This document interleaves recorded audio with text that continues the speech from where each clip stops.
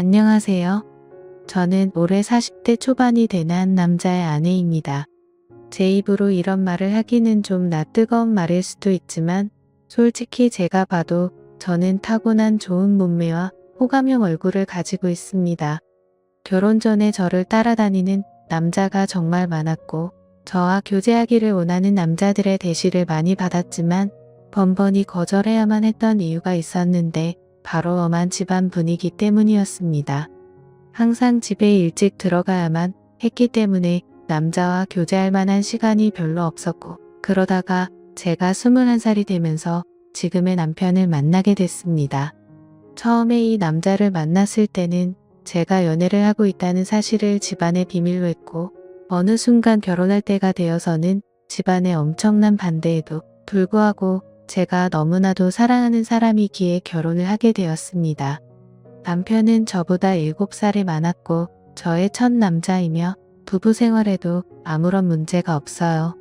그러나 문제는 결혼을 너무 일찍 했기 때문에 저는 아직 어리고 하고 싶은 것도 많고 욕구도 많았습니다. 특히나 밖에 나가서 친구들과 만나다 보면 제가 결혼했다는 걸 상상도 하지 못하고 저에게 다가오는 남자들이 정말 많았습니다. 연락처를 좀 알려달라거나 같이 술을 마시러 가는 게 어떻냐는 말이었죠. 처음에는 그런 게 신기해서 즐기기만 했는데 어느 순간부터 그런 게 너무 많아지니까 거부감이 들었습니다. 제가 일찍 결혼해서 당시에만 하더라도 결혼한 친구가 주변에 한 명도 없었습니다. 그러다 보니 친구들이 나이트에 가서 놀았던 이야기를 한다거나 남자친구와 만나고 헤어지는 이야기를 들으면 부럽기도 하고 저도 처음에 남편을 만났을 때의 그런 설렘을 다시 한번 가지고 싶다는 생각을 하기도 했습니다. 그러다가 정말 제 인생에서 큰 사건이 하나 터지게 됐습니다. 3년간 남편만 보고 살았던 저에게 한 번의 의도로 인해 저의 인생이 180도 달라지게 됐습니다. 정말 의도적으로 바람을 피운 것은 아닙니다. 저는 실수라고 말하고 싶지만 어느 순간에는 저도 제 자신을 주체하지 못하고 있더라고요.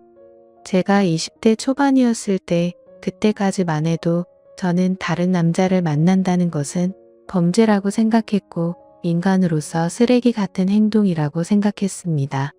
그날도 여느 때와 다름없이 퇴근하는 남편을 위해 요리를 하고 있었어요. 현관문 열리는 소리에 남편을 맞이하러 달려나가니 울상을 짚고 들어와 한숨을 쉬는 남편에게 놀라서 물어봤습니다. 자기야, 무슨 일 있어? 아, 속상해. 오늘 휴대폰을 잃어버렸지 뭐야. 그 휴대폰은 산지 얼마 안 되었고 할부도 아직 많이 남아있는 상태였습니다. 저는 아쉽지만 그냥 잊어버리라고 얼마나 정신없게 일했으면 휴대폰을 다 잃어버리냐고 남편의 엉덩이를 토닥여주고 다시 하나 더 사면 된다고 위로했습니다. 그런데 문제는 그 다음날에 남편 번호로 저에게 전화가 왔어요. 여보세요? 저희 가게에 휴대폰 맡기고 가신 가족분 되시나요? 네, 누구시죠?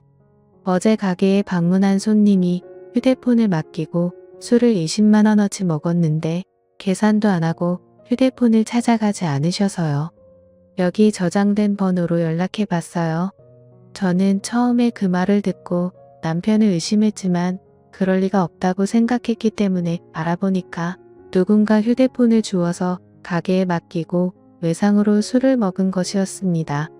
가게 주인은 휴대폰을 찾아가려면 술값을 가지고 술집으로 오라는 말을 했습니다.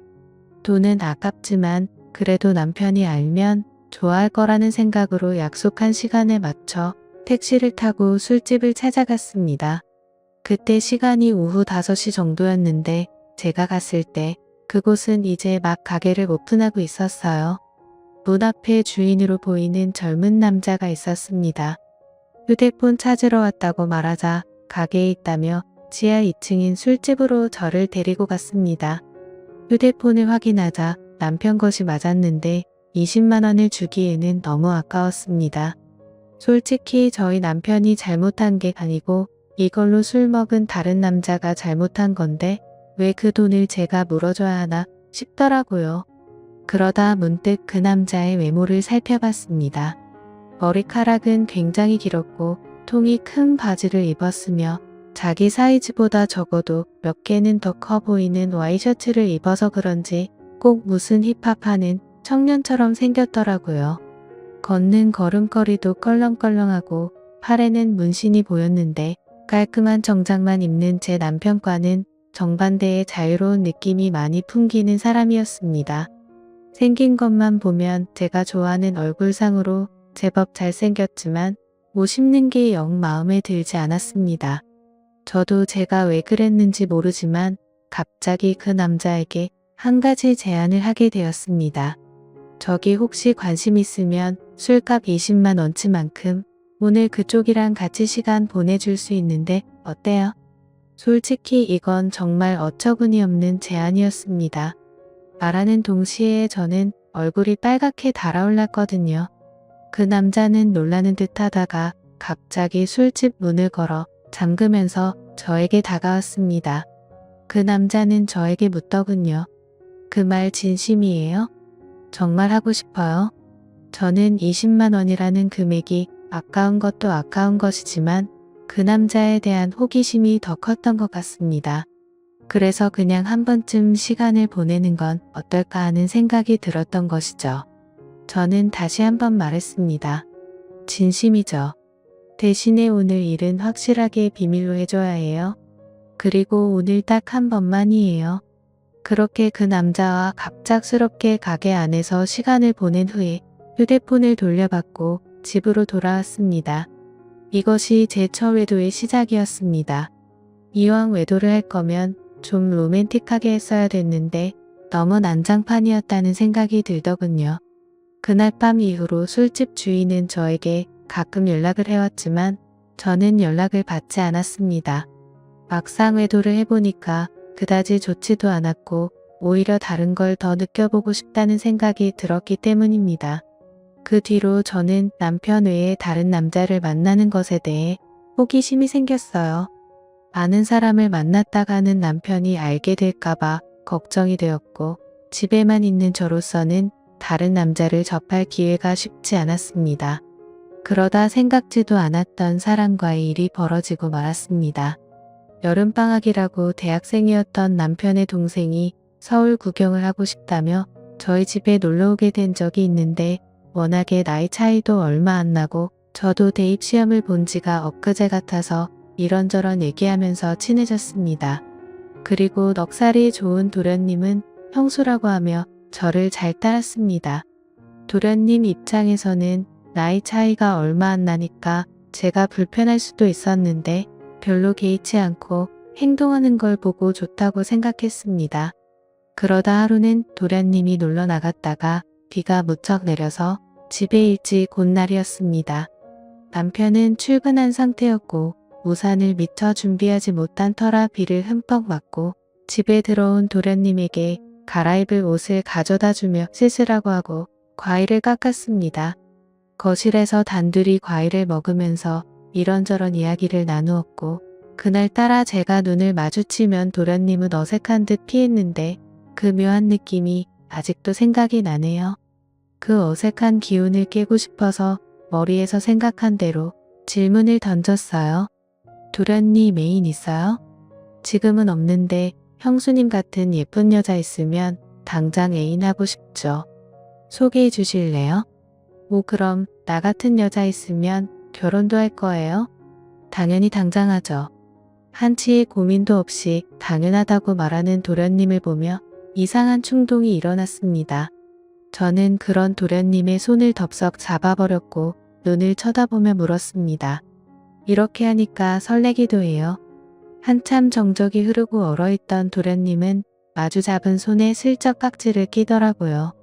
그렇게 저와 도련님 사이에 묘한 감정이 흐르기 시작했습니다. 그 일이 있고 나서 남편에게는 도련님 서울 구경시켜준다고 말하고 일주일 동안 대놓고 데이트를 했습니다. 그 나이 또래들처럼 설레는 연애를 다시 하는 것 같아서 며칠 동안은 정말 두근거리고 신났었습니다. 하지만 그것도 역시나 오래가지는 못하더라고요. 일주일 후에 터미널에서 도련님을 보내고 나니 그 뜨거웠던 마음이 순식간에 식어버렸습니다. 몸이 멀어지니까 자연스럽게 마음도 멀어지게 된 것이고 계속해서 저를 달래주지 않으니 저도 흥미를 잃게 됐습니다. 그렇게 여름이 지나고 날씨는 조금씩 선선해지기 시작했습니다. 심심한 마음에 남편 몰래 휴대폰 어플로 채팅이라는 것도 해봤지만 이렇다 할 만남을 가지지는 못했습니다.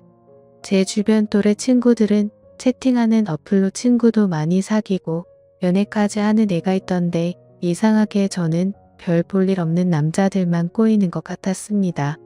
그렇게 애매하게 시간을 보내다 보니 명절이 다가왔는데요. 저희 시댁은 춘천 쪽에 있었는데 연휴 전날부터 가서 신나게 명절 음식하고 설거지하고 집안에 하나밖에 없는 며느리라 몸이 부서지도록 일을 했어요. 언제까지 며느리가 이렇게 일해야 되는 거냐고 투덜거리기는 했지만 워낙에 나이 차이가 많이 나니까 대들지도 못하겠더라고요. 명절 다음 날 아침에 친정집에 가려고 준비를 하는데 시어머님이 점심을 먹고 가라고 하셨습니다. 또 내가 밥을 차려야 하나 싶어서 순간 짜증이 확 났지만 얼굴에 최대한 티를 안 내고 있었는데 남편이 너무 미적미적대는 거예요.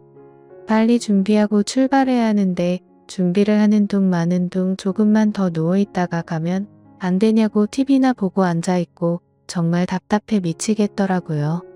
그래서 남편을 방으로 데리고 와서 밖에 들리지 않게 작은 소리로 말다툼을 했습니다.